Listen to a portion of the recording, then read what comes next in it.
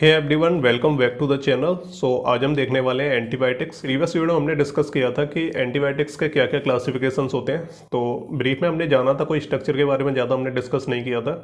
आज हम proper start करने वाले हैं अपने एंटीबायोटिक्स को।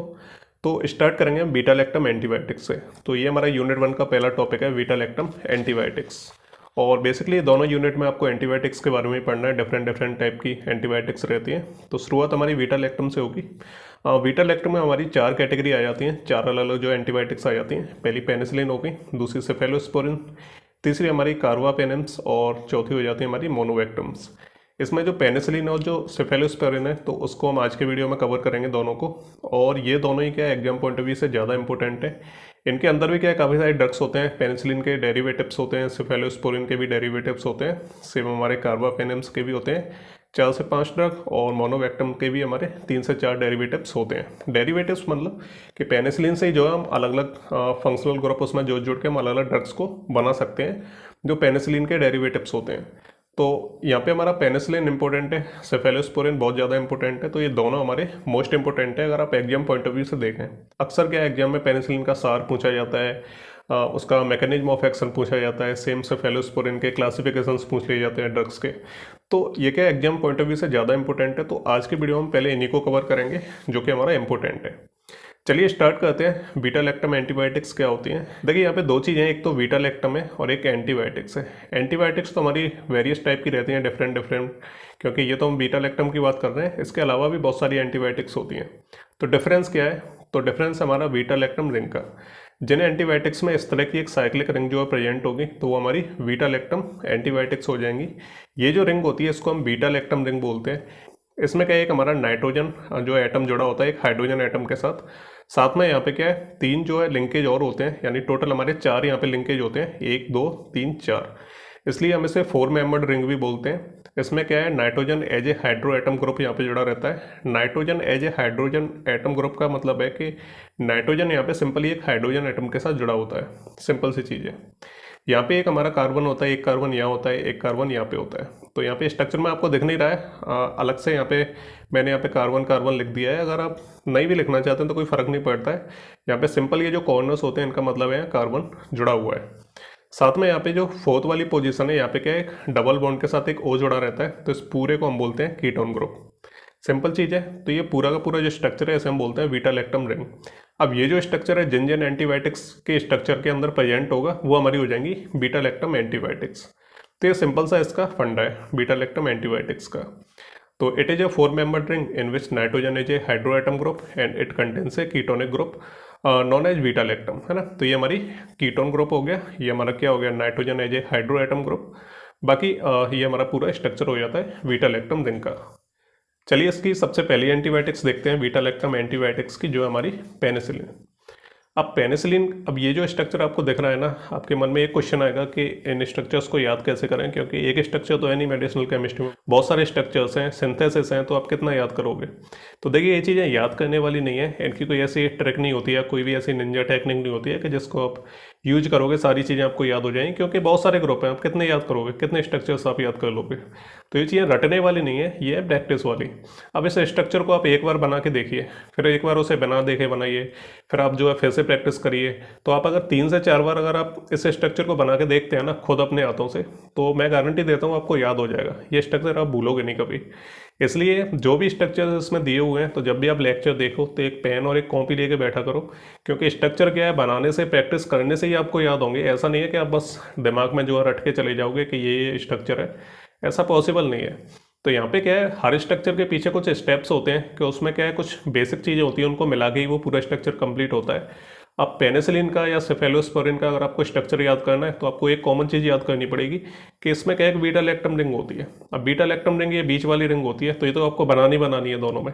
साथ में क्या एक फ्यूड रिंग भी इसके साथ जुड़ी होती है, सेम हमारी सेफेलोस्पोरिन में भी होती है। और इसी तरह से एक यहाँ पे क्या है, एक एमाइड ग्रुप भी होता है। तो इस तरीके से क्या आप स्टेप बाय स्टेप अगर आप स्ट्रक्चर को तोड़ोगे ना तो आप जो बनाना सीख जाओगे। और कॉपी पेन लेके बैठना, आप प्रैक्टिस करोगे तो सारी चीज़ें क्लियर हो जाएंगी, कोई दिक्कत वाली बात नहीं है। तो यहाँ पे हम पेनिसिलिन की बात कर रहे हैं, तो ये हमारा पेनिसिलिन का स्ट्रक्चर। चलिए तो थोड़ा मैं स्ट्रक्चर को आपको एक्सप्लेन करता हूँ, इसे बना के दिखाता हूँ ताकि आपके अच्छे समझ में आ जाए। तो देखिए जब आपको पेनिसिलिन का स्ट्रक्चर बनाना सीखना है ना, तो सबसे पहले बनानी होगी आपको एक बीटा लैक्टम रिंग, इस तरीके से यहाँ पे एक एन जुड़ा होता है इस तरीके से। ये हो गई हमारी बीटा लैक्टम रिंग। अब ये कंप्लीट नहीं है, अभी इसमें क्या है, एक कीटोन ग्रुप और लगाना पड़ेगा, तो ये होता है हमारा कीटोन ग्रुप। तो ये बन गई हमारी बीटा लैक्टम रिंग। ठीक है, इतना सिंपल है, कोई दिक्कत नहीं है। यहाँ पे आप चाहो तो आप कार्बन कार्बन ऐसे लिख सकते हो कॉर्नर पे, अगर आप चाहो तो, अदरवाइज क्या है, कंपलसरी नहीं होता है। ये हमारा पहला स्टेप हो गया। अब इसके साथ क्या एक फ्लूइड रिंग होती है जिसमें क्या है सल्फर भी प्रेजेंट होता है। जैसे ये इस तरीके से जाएगा, यहाँ पे क्या एक सल्फर होता है, देन इस तरीके से ये जो स्ट्रक्चर है ये कंप्लीट हो जाता है। यहाँ पे क्या है एक कार्बोक्सिलिक ग्रुप होता है COOH, और इस जगह पे क्या है दो मीथेन ग्रुप होते हैं CH3 CH3। तो ये हो गया हमारा इतना सा स्ट्रक्चर। अभी आपको यहाँ पे और भी चीज़ें कुछ बनानी है, तब जाके क्या कंप्लीट होगा। तो यहाँ पे एक चीज़ होती है जिसे हम बोलते हैं N, और यहाँ पे H जुड़ा रहता है। तो इसे आप NH आगे भी लिख सकते हो और ऊपर भी लिख सकते हो, कोई फ़र्क नहीं पड़ता इससे। एक ये हमारा हो जाता है, साथ में इससे क्या है यहाँ पे क्या है एक R जुड़ा होता है, ये साइड चेन होती है, इसके बारे में डिस्कस करेंगे। और यहाँ पे क्या है एक और कीटोन ग्रुप होता है। अब यहाँ पे बस इतना सा ही होता है, इस चीज़ को हम बोलते हैं पेनिसिलिन का स्ट्रक्चर। अब चीज़ों को यहाँ समझिए बिल्कुल आसान भाषा में, कि यहाँ पे ये जो सब ये वाला पार्ट है ना, ये इतना सा, ये होता है हमारा हेटेरोएमाइड ग्रुप।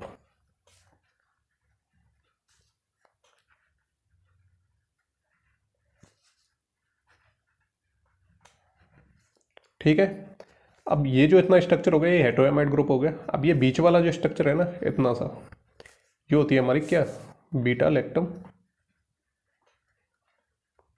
रिंग। और ये जो तीसरा होता है ये होता है हमारा थायोजोलिडिन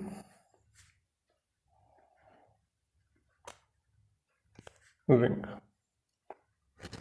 ये तीनों चीज़ें मिलकर बनाती हैं एक पेनिसिलिन का कंप्लीट स्ट्रक्चर। तो ये बिल्कुल सिंपल सी चीज़ है। अब देखो मैं आपको थोड़ा सा और बता देता हूँ इसके बारे में। ये बीटा लैक्टम रिंग होगी, इसमें दो रिंग प्रेजेंट होती हैं, नंबर 1 नंबर 2। ठीक है, दो रिंग प्रेजेंट होगी। और इसमें क्या क्या होता है, यहाँ पे एक सल्फर ग्रुप जुड़ा हुआ है, यहाँ पे दो हमारे मीथेन ग्रुप्स हैं, मैं लिख देता हूँ आपको, मीथेन ग्रुप्स हैं। एक यहाँ पे कार्बोक्सिलिक ग्रुप है।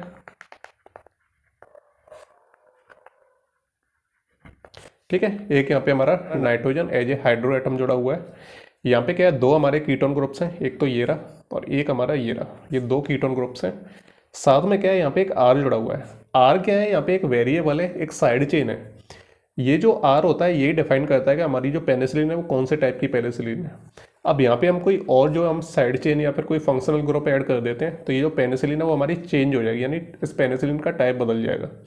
तो ये क्या है, यहाँ पे हम मॉडिफिकेशंस करते हैं, वेरियस टाइप के हम चेंज लगाते हैं, जिससे क्या होता है कि जो फंक्शन होता है पेनिसिलिन का वो चेंज होता है।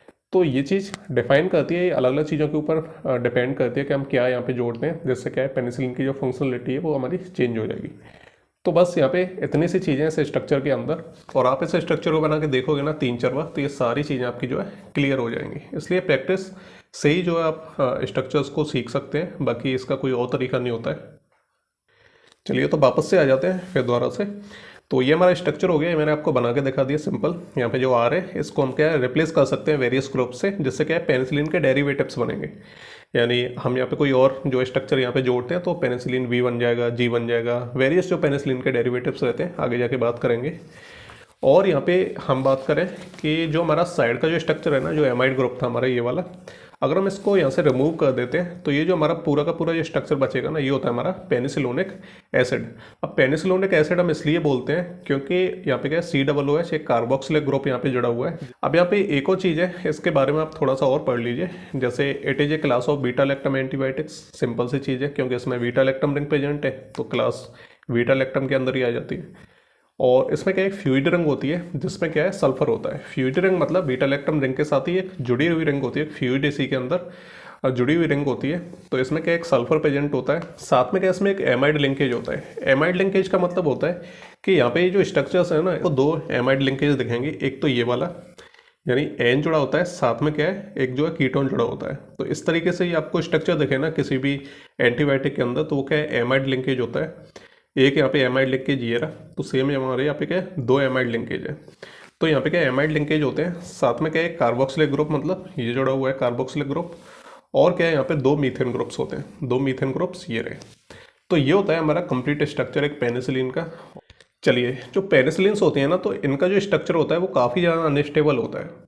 कहने का मतलब ये है कि यहाँ पे मैं आपको एक और चीज़ समझाऊँ, जैसे ये हो गया हमारा पेनिसिलिन का स्ट्रक्चर। इनकी थोड़े हम जो है नंबरिंग कर देते हैं। जैसे यहाँ पे जो एन है ये हमारा नंबर 1 हो गया, ये 2 हो गया, ये 3 हो गया, है ना, और ये हो गया हमारा 4, फिर हमारा 5 नंबर, फिर ये हो गया हमारा 6, फिर हो गया हमारा ये 7।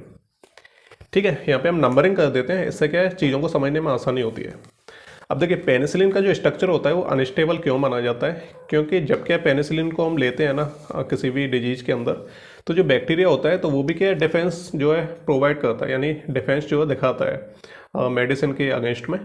तो हमने पेनिसिलिन ली तो वो जो बैक्टीरिया है वो भी क्या है एक एंजाइम जो है वो रिलीज करेगा, जैसे हम बोलते हैं बीटा लैक्टमेज। अब जो बीटा लैक्टमेज होता है ना, तो वो क्या है बैक्टीरिया रिलीज करता है, और किस लिए रिलीज करता है, ताकि जो पेनिसिलिन का जो असर है हमारी बॉडी में वो क्या है खत्म हो सके। जो बीटा लैक्टमेज है वो इस जगह से जो है अटैक करता है पेनिसिलिन के ऊपर, तो वो यहाँ से करेगा। ये जो 6 और 5 वाला जो बॉन्ड है ना, तो इसको तोड़ देगा। अगर ये बॉन्ड टूट गया तो जो पेनिसिलिन है तो वो क्या हमारी खराब हो जाएगी, वो जो अपना असर नहीं दिखा पाएगी।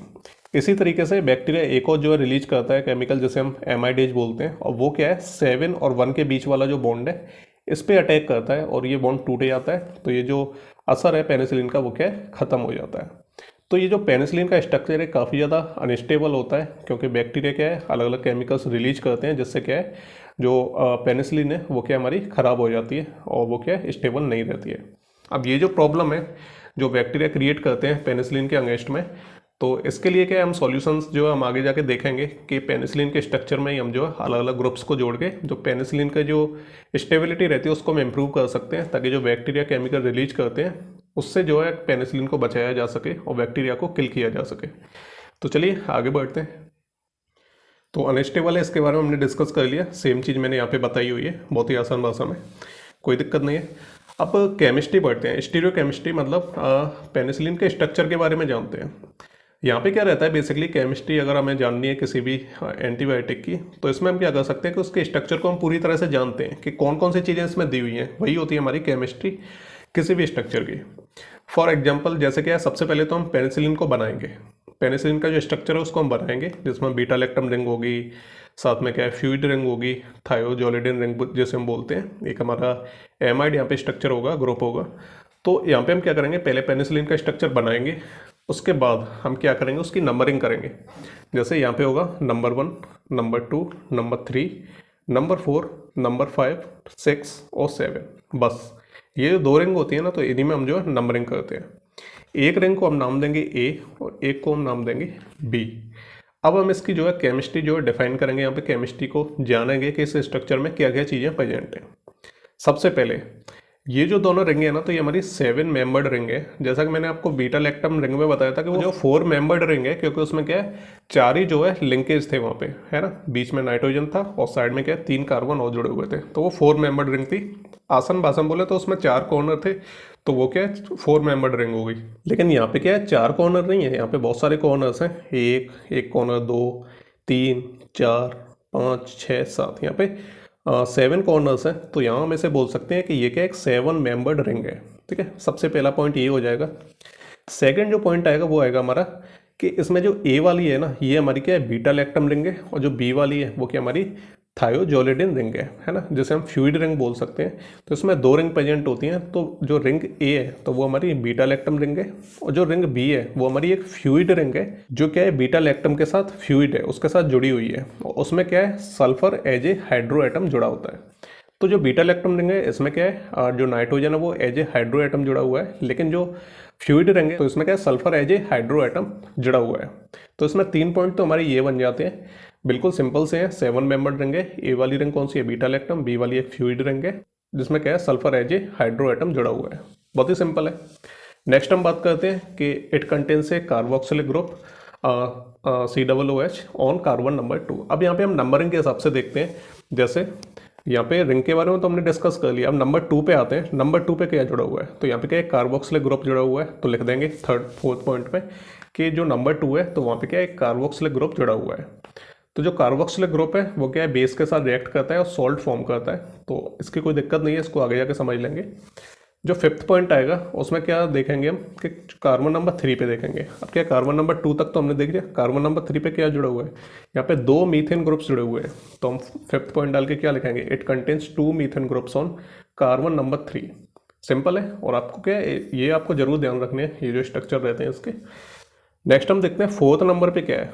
अब 3rd तक तो हमने देख लिया, 4th पे क्या है, सल्फर जुड़ा हुआ है। तो यहाँ पे हम एक और 6 पॉइंट डाल के क्या लिखेंगे, in fused ring B sulphur is a hydro atom. आप चाहो तो यहाँ पोजीशन नंबर भी लिख सकते हो, क्या लिख सकते हो, एट नंबर 4। ठीक है, बिल्कुल सिंपल है, कोई दिक्कत नहीं है। नेक्स्ट हम बढ़ते हैं, अब 5 पे तो यहाँ कुछ नहीं है, 6 पे हम बढ़ते हैं। तो 6 पे क्या है, एक एमाइड ग्रुप जो है इसके साथ जुड़ा हुआ है 6 पे। अब यहाँ पे क्या है, कार्बन है, इसके साथ क्या है, ये क्या है, एक एमाइड ग्रुप जुड़ा हुआ है पूरा का पूरा। ठीक है, तो यहाँ पे हम क्या लिख सकते हैं, on carbon number 6 there is a amide group, है ना। तो इस तरीके से जुड़ा हुआ है जो क्या है 6 नंबर पे प्रेजेंट है। और यहाँ पे क्या है, जो एमाइड ग्रुप में जो आर है ना, जो आपको आर दिख रहा है, ठीक है, तो इसको हम जो है मॉडिफाई कर सकते हैं डिफरेंट टाइप के जो पेनिसिलिन डेरिवेटिव्स। यहाँ पे क्या हम स्ट्रक्चर्स को चेंज करेंगे, आर वाली जगह पे हम कोई चेन्स वगैरह जोड़ेंगे या कोई फंक्शनल ग्रुप जोड़ेंगे, तो इससे क्या है पेनिसिलिन के वेरियस जो है डेरिवेटिव्स बन के निकलेंगे। तो ये हो गया यहाँ पे इतना सा पॉइंट। अब सबसे लास्ट हम कार्बन नंबर 7 देखते हैं, जहाँ पे क्या एक कीटोनिक ग्रुप जो है जुड़ा हुआ है। On carbon number 7 it contains a ketonic group, यानी डबल बॉन्ड O। तो बस यहाँ पे केमिस्ट्री में बेसिकली हम क्या देखते हैं कि सबसे पहले आपको स्ट्रक्चर बनाना है, उसकी नंबरिंग करनी है, फिर नंबर के हिसाब से जिस जगह पे जिस नंबर पे जो चीज़ प्रेजेंट है बस उसको जो एक पॉइंट की फॉर्म में हमें लिख देना है। इस तरीके से क्या हम केमिस्ट्री को डिफाइन करते हैं, केमिस्ट्री को हम लिखते हैं किसी भी स्ट्रक्चर की। तो ये एक इंपॉर्टेंट चीज़ हो जाती है, इसलिए ट्रिक इसकी सिंपल सी यही है कि आप स्ट्रक्चर बनाओ सबसे पहले, उसकी प्रॉपर नंबरिंग करो, और नंबरिंग के बाद आप क्या करो कि पहले नंबर पे क्या प्रेजेंट है, दूसरे कार्बन पे क्या प्रेजेंट है, तीसरे पे क्या प्रेजेंट है, चौथे पे क्या प्रेजेंट है, पाँचवें पे कुछ नहीं है तो छोड़ो उसे, छठवें नंबर पे क्या प्रेजेंट है ना। और दोनों रिंग के बारे में लिख दो थोड़ा सा, कौन सी रिंग क्या चीज़ है, लैक्टम रिंग है, ये हमारी थायोजोलिडिन रिंग है। तो बस सिंपल सा है, इस तरीके से आप कर सकते हो। चलिए पेनिसिलिन के सार के बारे में बात करते हैं। बहुत ही ज़्यादा इंपॉर्टेंट चीज़ है सार हमारी। यहाँ पे एग्जाम में जरूर पूछा जाता है सार को, कोई ना कोई आपसे सार जरूर पूछा जाएगा, पेनिसिलिन का, सेफेलोस्पोरिन का, टेट्रासाइक्लिन्स का, किसी का भी पूछ सकते हैं, डिफरेंट टाइप की एंटीबायोटिक्स है। तो सार आपको लिखना सीखना पड़ेगा, इसके कोई ट्रिक नहीं है कि बस आप रट के चले जाओगे, इसे आप बहुत आसान तरीके से लिख सकते हो। मैं आपको बताऊंगा कैसे आपको लिखना है।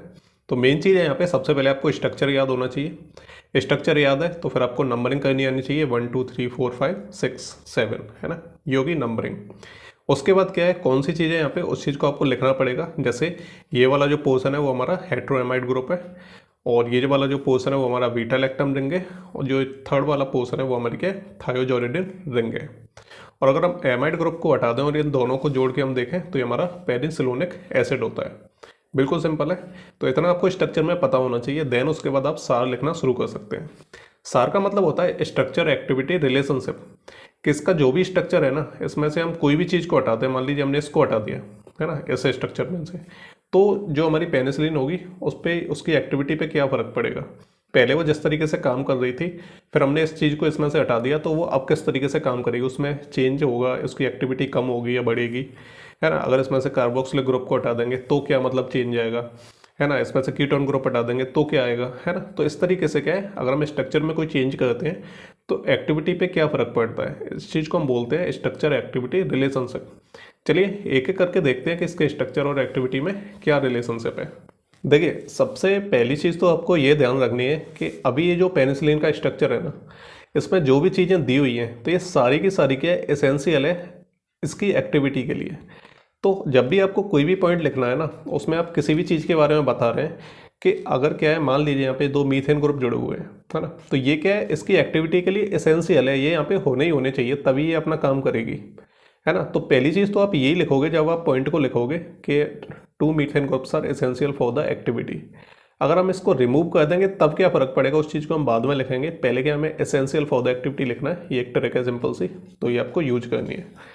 सबसे पहले हम क्या देखते हैं यहाँ पे कि in the structure of penicillin the penicillanic acid ring is essential for the activity. इसका क्या मतलब है कि हम हेट्रोएमाइड ग्रुप को अगर हम हटा दें इसमें से, इसको हम काउंट नहीं कर रहे हैं, इन दोनों को हम जो है एक साथ अगर हम देखें तो इसको हम बोलते हैं पेनिसिलिनिक एसिड।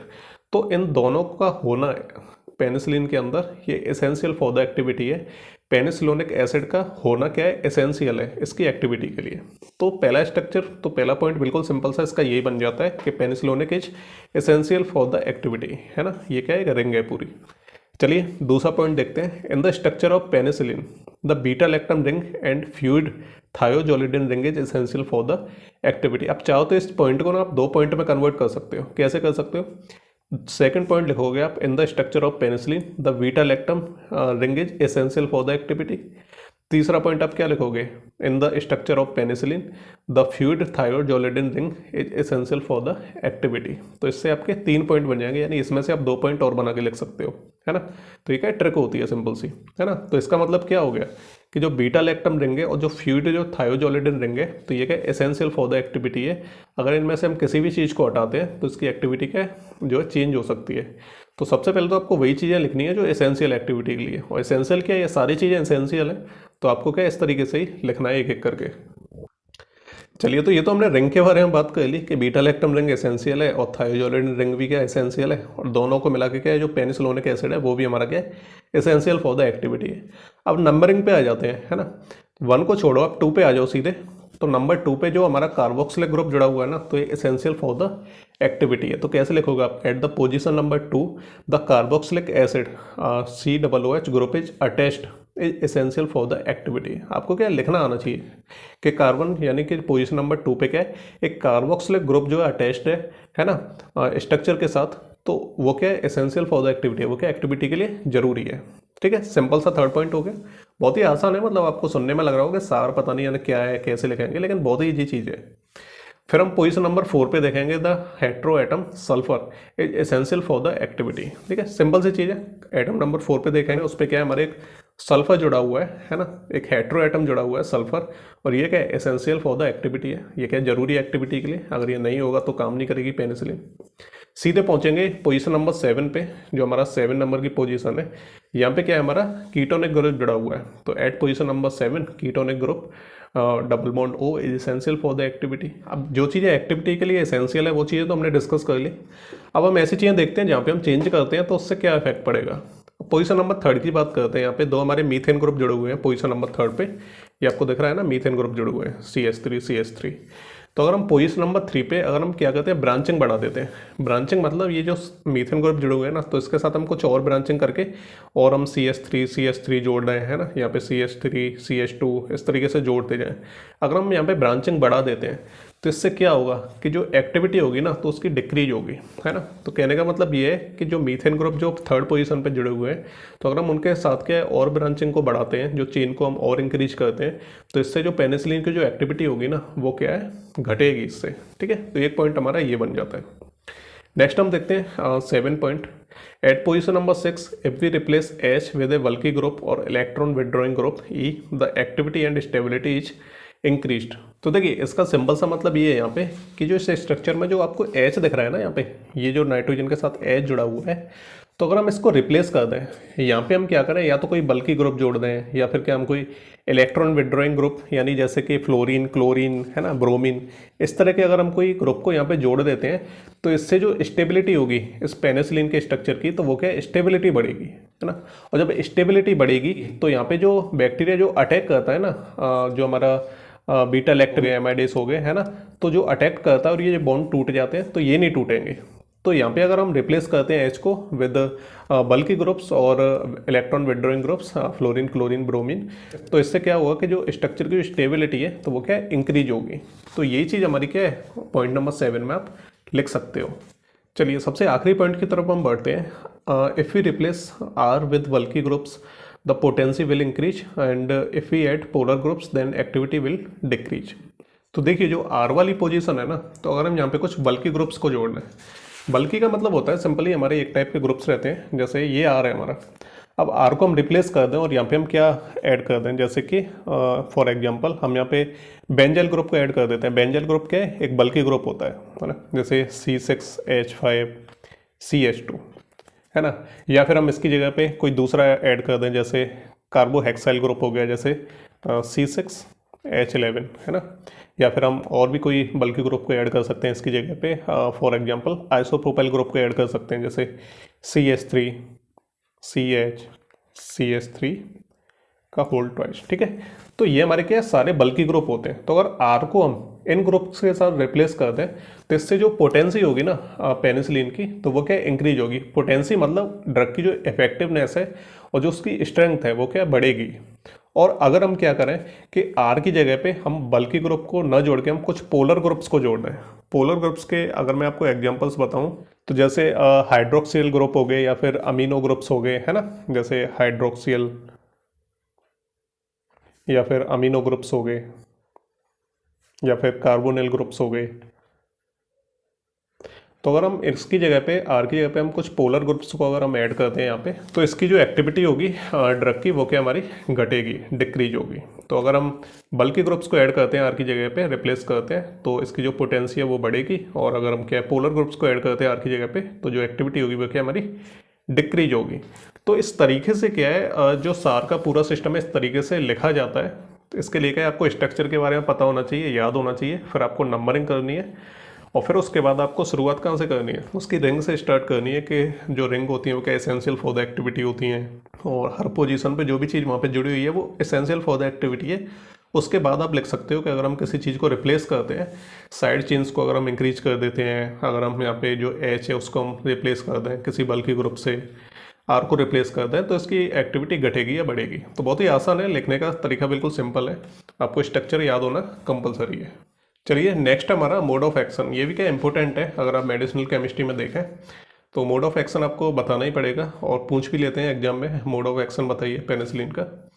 देखिए आप इसे दो तरीके से याद कर सकते हैं। एक तो आप इसे शॉर्ट में ब्रीफ में आप बिल्कुल सिंपल तरीके से याद कर सकते हैं। जैसे पेनिसिलिन क्या करती है कि जो सेल वॉल की जो सिंथेसिस होती है ना, जैसे बैक्टीरियल सेल वॉल है बाहर, ये सेल वॉल है, तो इसकी जो सिंथेसिस है इसको क्या ये ब्लॉक कर देती है, रोक देती है, जिसकी वजह से क्या होता है कि बैक्टीरिया डाई हो जाता है, मर जाता है ना। तो आप इसे जो स्टेप्स में याद कर सकते हो कि जो पेनिसिलिन है तो वो क्या है, जो पेनिसिलिन बाइंडिंग जो प्रोटीन होती है जिसे हम PBP बोलते हैं, तो उस पर क्या है जाके ये बाइंड करी जाती है पेनिसिलिन। और बाइंड करने के बाद वो क्या है जो ट्रांसपेप्टाइडेज की जो प्रोसेस होती है या फिर कार्बोक्सी पेप्टाइडेज की जो प्रोसेस होती है उसको रोक देती है, जिससे क्या होता है कि जो सेल वॉल की जो क्रॉस लिंकिंग है वो क्या रुक जाती है और बैक्टीरिया क्या है विदाउट सेल वॉल मर जाता है ना। तो एक तो आप इस तरीके से याद कर सकते हो, या आप चाहो तो आप डायग्राम की हेल्प से भी याद कर सकते हो। तो समझा देता हूँ मैं आपको इसमें।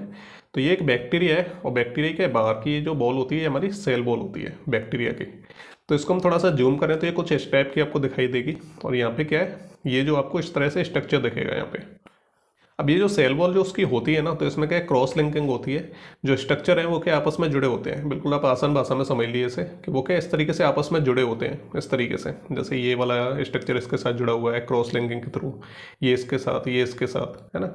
और फिर ये स्ट्रक्चर क्या आपस में जुड़े होते हैं, क्रॉस लिंकिंग हो रही है, यानी ये यहाँ पे एक जुड़ा हुआ है, फिर एक इसके साथ, फिर एक यहाँ पे, फिर एक यहाँ पे। तो क्रॉस लिंकिंग के थ्रू क्या है ये पूरी जो सेल वॉल है वो क्या जुड़ी हुई है।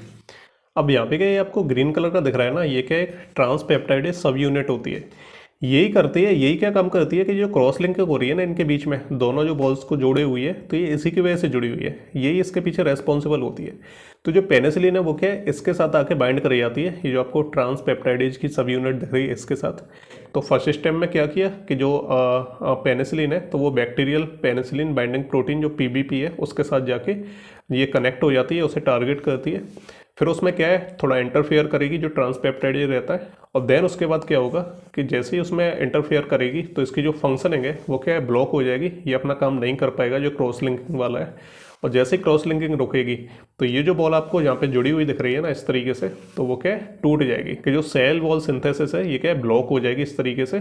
और जैसे ये ब्लॉक होगी तो ये जो वॉल है वो क्या है टूट जाएगी, इनके बीच में क्रॉस लिंकिंग नहीं होगी, है ना। तो ये चीज़ है। अब इसकी वजह से क्या होगा, क्रॉस लिंकिंग नहीं होगी तो सेल वॉल है वो क्या अनस्टेबल हो जाएगी, अनस्टेबल हो जाएगी तो जो बैक्टीरिया है वो क्या मर जाएगा, है ना। तो विदाउट सेल वॉल तो बैक्टीरिया वैसे ही डेड हो जाएगा। तो बिल्कुल इस तरीके से आपको सिंपल याद रखना है। बाकी आप शॉर्ट में आप चाहें तो ब्रीफ में आप इस तरीके से लिख के आ सकते हैं एग्जाम में स्टेप बाय स्टेप, और डायग्राम बनाना चाहें तो आप ये वाला बना सकते हो। तो ये हो गया हमारा mode of action of penicillin. चलिए पेनिसिलिन की डिग्रेडेशन के बारे में डिस्कस करते हैं कि पेनिसिलिन डिग्रेड कैसे हो जाती है। बेसिकली इसका मतलब ये रहता है कि जब पेनिसिलिन के डिफरेंट जो एसिडिक कंडीशंस होती हैं, जैसे एसिड के कांटेक्ट में आती है या फिर बेस के कांटेक्ट में आती है, या फिर जो बीटा लैक्टमेज जो एंजाइम्स रहते हैं जो बैक्टीरिया रिलीज करते हैं, तो वो जो पेनिसिलिन के स्ट्रक्चर को कैसे डिग्रेड कर सकती हैं। तो ये सारी कंडीशंस के बारे में डिस्कस करते हैं। सबसे पहले बात करते हैं एसिड की। अब एसिड के कॉन्टेक्ट में जो पेनिसिलिन है वो कब आती है, तो जब भी कि हम पेनिसिलिन को कंज्यूम करते हैं तो वो क्या हमारे स्टमक में पहुंचती है। स्टमक में क्या एसिड होता है, HCl होता है। तो जैसे ही वो जो पेनिसिलिन है वो HCl के कॉन्टेक्ट में आती है तो एक रिएक्शन स्टार्ट हो जाती है स्टमक के अंदर। तो एसिड के कॉन्टेक्ट में आते क्या है, पहले जो स्ट्रक्चर होता है वो पेनिसिलोइक एसिड में कन्वर्ट हो जाता है, यानी पेनिसिलोनिक एसिड में कन्वर्ट हो जाता है ना। और उसके बाद क्या है, पेनिसिलिक एसिड में कन्वर्ट हो जाता है। तो ये क्या रिवर्सिबल होती है, तो इससे ये वापस इसमें कन्वर्ट हो सकता है और वापस इसमें कन्वर्ट हो सकता है। ये इसका सिंपल सा मतलब स्ट्रक्चर रहता है। और उसके बाद क्या है, जब ये पेनिसिलिक एसिड में कन्वर्ट हो जाती है तो इसके बाद क्या है, फिर इसका डीकार्बोक्सिलेशन होता है और इसमें से क्या है जो CO2 होता है वो माइनस हो जाता है। लास्ट में बचता है हमारा पेनिलोइक एसिड, है ना। तो ये तो क्या है एसिड के कॉन्टेक्ट में आने से होता है। एक और कंडीशन होती है कि एसिड के कॉन्टेक्ट में आते ही ये पेनिसिलोनिक एसिड में कन्वर्ट होता है और फिर इसका हाइड्रोलाइसिस होता है और ये क्या है पेनेमेल्टिक एसिड में कन्वर्ट हो जाता है। देन इसके बाद क्या है पेनिसिलेमाइन में कन्वर्ट होता है। इसके बाद इसमें पेनोल्टिक एसिड ऐड हो जाता है और देन उसके बाद जो है इसमें से CO2 माइनस हो जाता है, यानी डीकार्बोक्सिलेशन हो जाता है और लास्ट में बचता है हमारा पेनिसिल एल्डिहाइड। ठीक है, तो ये क्या है दो तरीके से, यानी एसिड के कॉन्टेक्ट में आने से इसका डिग्रेडेशन होता है। एंड में जो प्रोडक्ट बनते हैं एसिड के द्वारा डिग्रेड होने पे, तो एक तो पेनिलोइक एसिड बनता है और एक हमारा पेनिसिलेमाइन बनता है और पेनिसिल एल्डिहाइड बनता है। तो ये क्या है एसिड के कॉन्टेक्ट में आने से जो पेनिसिलिन का डिग्रेडेशन होता है, तो ये क्या है एंड में ये प्रोडक्ट बचते हैं जो किसी काम के नहीं है, यानी इनके अंदर एंटी माइक्रोबियल प्रॉपर्टी नहीं होती है। नेक्स्ट हम बात करते हैं बेस के कांटेक्ट में और बीटा लैक्टमेज जो हमारे एंजाइम्स रहते हैं जो बैक्टीरिया रिलीज करता है, तो उसके कांटेक्ट में आने से जो क्या होता है, तो दोनों के कांटेक्ट में आने से क्या एक ही चीज होती है, लास्ट में जो है पेनिसिलोइक एसिड बनता है। अब देखिए बेस के कांटेक्ट में आने से और बीटा लैक्टमेज जो एंजाइम रहता है उसके कांटेक्ट में आने से एक ही तरीके से काम होता है कि ये जो बीटा लैक्टम जो रिंग होती है ना पेनिसिलिन के स्ट्रक्चर में, तो ये क्या है टूट जाती है। यहाँ पे क्या है पहले बॉन्ड होता है तो वो क्या है टूट जाता है, जिसकी वजह से क्या रहता है कि इसकी जो बीटा लैक्टम जो रिंग होती है उसकी जो प्रॉपर्टी होती है एंटी माइक्रोबियल प्रॉपर्टी होती है, तो वो क्या खत्म हो जाती है। तो जब ये टूटी जाएगी इसकी जो एक्टिविटी है वो खत्म हो जाएगी, तो यहाँ पे क्या बचेगा, एंड प्रोडक्ट केवल पेनिसिलोइक एसिड बचेगा। तो बेस प्लस एंजाइम की हम बात करेंगे, बेस और एंजाइम के कॉन्टेक्ट में आने से पेनिसिलोइक जो एसिड है वो बचता है, यानी एंड प्रोडक्ट होता है। तो ये था डिग्रेडेशन ऑफ पेनिसिलिन। और आपसे अगर एग्जाम में पूछा जाता है तो इसी तरीके से आप बेसिक स्टेप्स में आप डिग्रेडेशन लिख सकते हो, और एग्जाम में पूछा जाता है, कभी कभार ऐसा नहीं है कि पूछा नहीं जाता है, तो इस तरीके से पूछते हैं। तो मैंने यहाँ पे शॉर्ट में लिख दिया ताकि आपको ज़्यादा दिक्कत ना हो समझने में और याद करने में। तो बस आपको बस 3 तरीके से क्लासीफाई करना है ऐसे, और तीनों में जो है आप चाहे तो ये रिएक्शन भी आप लिख सकते हो, अदरवाइज आप केवल स्टेप में जो है लिख के आ सकते हो, है ना। और ये 2 तरीके से होता है, एक तो यहाँ ये वाला आपको दिख रहा होगा और एक ये जो इसका हाइड्रोलाइसिस होता है। ठीक है, तो 2 तरीके से। ऐसे बेस का और बीटा लैक्टमेज का सेम जो है काम रहता है, ये बीटा लैक्टम रिंग है इसको क्या ओपन कर देते हैं बस। ठीक है, और लास्ट में क्या है पेनिसिलोइक एसिड बचता है। ये आप एंड प्रोडक्ट लिख सकते हो कि एसिड की वजह से क्या होता है और बेस प्लस एंजाइम की वजह से क्या होता है। चलिए अब बात करते हैं क्लासिफिकेशन ऑफ पेनिसिलिन। तो क्लासिफिकेशन हमारा बिल्कुल डिफरेंट है यहाँ पे। अब क्लासिफिकेशन हम कैसे देखते हैं बेसिकली, तो पेनिसिलिन के क्या डेरिवेटिव्स होते हैं। डेरिवेटिव्स मतलब कि जो पेनिसिलिन का एक स्ट्रक्चर है, तो इसमें हम थोड़े थोड़े चेंजेस करके क्या पेनिसिलिन के वेरियस टाइप के डेरिवेटिव्स बना सकते हैं। सबसे जो पहली हमारी आती है पेनिसिलिनेज ससेप्टेबल पेनिसिलिन्स, है ना। इसमें हमारी वो पेनिसिलिन्स आ जाती हैं जो क्या है जैसे बैक्टीरिया क्या करता है कि केमिकल रिलीज करता है, बीटा लैक्टमेज वो रिलीज करेगा, इससे जो बॉन्ड होगा वो टूट जाएगा और जो पेनिसिलिन का जो असर होगा वो खत्म हो जाएगा, है ना, इस तरीके से। तो यहाँ पे ये वाली हमारी कैटेगरी आ जाती है जिसमें डिग्रेडेशन हो जाता है, यानी बैक्टीरिया क्या है अगर वो केमिकल रिलीज करेगा तो ये पेनिसिलिन का असर खत्म हो जाएगा, तो वो वाली पेनिसिलिन्स आ जाती है यहाँ पे। तो ये उन डिजीज में यूज की जाती हैं जिसमें जो बैक्टीरिया होता है तो वो क्या है पेनिसिलिनेज जो केमिकल होता है तो उसको वो रिलीज नहीं करते। ऐसे बैक्टीरिया के ऊपर ये जो मेडिसिन है ये काम करती हैं, लेकिन ऐसे बैक्टीरिया जो क्या है पेनिसिलिनेज जो एंजाइम है उसे रिलीज करते हैं तो उन पे ये काम नहीं करेगी, है ना। तो यहाँ पे हमारे कौन कौन से ड्रग हो जाते हैं, पेनिसिलिन जी हो जाता है, एक पेनिसिलिन बी और एक हो जाता है पेनिथिसिलिन। ठीक है, अब इन्हें जो बनाते कैसे हम, सिंपल सा है, जैसे यहाँ पे आर दिख रहा है ना आपको, तो आर की जगह पे अगर हम इन ग्रुप्स को जोड़ते जाते हैं तो ये हमारी अलग अलग बन जाएंगे। जैसे ये हमारा आर है यहाँ पे, अगर इसकी जगह पे हम लिख देंगे क्या, ये वाला ग्रुप अगर हम रख देते हैं, ठीक है, ये हमारी बेंजीन रहेंगे और इसके साथ CH2 जुड़ा हुआ है, तो अगर हम इसको यहाँ पे जो है ऐड कर देते हैं तो हमारा पेनिसिलिन जी बन जाएगा। अगर हम चाहें अगर हम इस वाले ग्रुप को ऐड कर दें तो हमारा पेनिसिलिन बी बन जाएगा आर वाली जगह पे, है ना। इसी तरीके से अगर ये वाला ग्रुप हम ऐड कर देते हैं तो पेनिथिसिलिन बन जाएगा। ठीक है, तो ये हमारी क्या है पेनिसिलिनेज ससेप्टेबल पेनिसिलिन्स होती है। अब आती है हमारी पेनिसिलिन रेजिस्टेंट पेनिसिलिन, है ना। तो ये हमारी वो वाली पेनिसिलिन्स होती हैं जो क्या रेजिस्टेंट करती हैं, ऐसे बैक्टीरिया जो क्या पेनिसिलिनेज को अगर रिलीज करते हैं डिग्रेड करने के लिए, लेकिन ये जो पेनिसिलिन्स होती हैं तो ये क्या है उसके इफेक्ट को ख़त्म कर देती हैं, है ना। तो ये क्या है पेनिसिलिन दमदार होती हैं इनके कंपेयर में। तो ये क्या उन्हीं बैक्टीरिया के लिए स्पेशली मॉडिफाई की जाती हैं। तो अगर हम आर की जगह पे ये वाले ग्रुप्स को रख देते हैं, ठीक है, जैसे यहाँ पे ये वाला ग्रुप है, अगर हम इसको आर की जगह पे रिप्लेस करेंगे तो इससे हमारी मीथिसिलिन बन जाएगी। ये वाला अगर हम रिप्लेस करते हैं तो नेफिसिलिन बन जाएगी, है ना। तो ये हमारी पेनिसिलिनेज रेजिस्टेंट पेनिसिलिन्स होती हैं। ऐसे ही हमारी इसको रिप्लेस करते हैं R1 equal to R2 equal to H, तो हमारी क्या ऑक्सासिलिन बन जाएगी। तो यहाँ पे आप कन्फ्यूज मत हो ना कि R1 और R2 यहाँ पे कैसे आए। यहाँ पे ये ऐसे आए कि R की जगह पे जो हमारा यहाँ पे R है ना, R की जगह पे हम ये वाला जो ग्रुप है उसे ऐड कर दें, ठीक है। और ये वाला जो जब हम ग्रुप ऐड करेंगे ना तो उसमें 2 R1 और R2 और होते हैं, एक R1 यहाँ होता है, एक R2 यहाँ होता है ना। तो पहले हम ये वाला ग्रुप हम रिप्लेस करें इस वाली R की जगह पे, और फिर इसमें क्या है 2 ग्रुप और होते हैं R1 और R2, तो उनकी जगह पे क्या हम R1 की जगह पे H रखें और फिर R2 है वहाँ पे क्या हम Cl रख दें, ठीक है। तो क्या हमारा क्लॉक्सासिलिन बन जाएगी। इसी तरीके से क्या हम रिप्लेस करते जाएंगे और हमारी वेरियस टाइप की जो पेनिसिलिन है वो बनती जाएंगी। फिर हमारी अमीनो पेनिसिलिन्स आ जाती हैं, यानी जिसमें क्या अमीनो ग्रुप्स रहते हैं। तो हमारी अमीनो पेनिसिलिन्स जैसे एम्पिसिलिन बन जाएगा, एमोक्सिलिन बन जाएगा। कार्बोक्सी में क्या है कार्बोक्सिलिक ग्रुप भी प्रेजेंट होता है, ठीक है। तो उसमें क्या हम आर की जगह पे ये वाला रिप्लेस कर दें, R1 की जगह पे ये वाला रिप्लेस कर दें, ठीक है। कहने का मतलब सिंपल सा है कि ऐसी हमारी अमीनो पेनिसिलिन्स है ना, तो इसमें R है ना, अगर हम ये वाला ग्रुप ऐड कर देंगे तो इसमें R1 और होता है ना। फॉर एग्जाम्पल ये R है, अब R को हम रिप्लेस करेंगे ये वाला R, है ना, इसकी जगह पे हम ये वाला ग्रुप रख दें और इस ग्रुप में क्या एक R1 और होता है, तो R1 की जगह पे हम H जो ऐड कर दें तो हमारी एम्पिसिलिन बन जाएगी।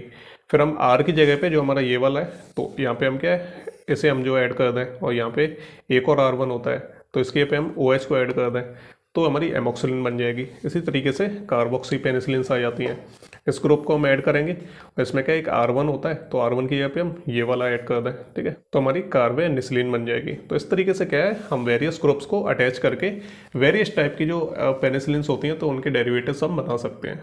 और सबसे लास्ट में हमारी यूडिटो पेनिसिलिन्स आ जाती हैं, है ना, जिसके एग्जाम्पल एजविसिलिन है और हमारा मैक और दूसरा है हमारा मैजिलो और दूसरा है मैजिलोसिलिन, है ना। तो इसमें भी क्या है हम ग्रुप्स को रिप्लेस करके इनको जो हम डेरिवेटिव्स बना सकते हैं। तो जो पेनिसिलिन का सिस्टम है वो हमारा यहाँ पे आके ख़त्म हो जाता है। ये क्लासिफिकेशन आप याद कर सकते हो, बाकी मैं ट्रिक लेके आऊँगा बाद में आपको बता दूंगा कि कैसे आपको याद करनी है। और मेन जो आपको चीज़ याद रखनी है वो पेनिसिलिन का स्ट्रक्चर है, अगर आपको वो याद होगा तो सारी चीज़ें आपकी आसान हो जाएंगी, ठीक है। तो ये हो गया हमारा पेनिसिलिन।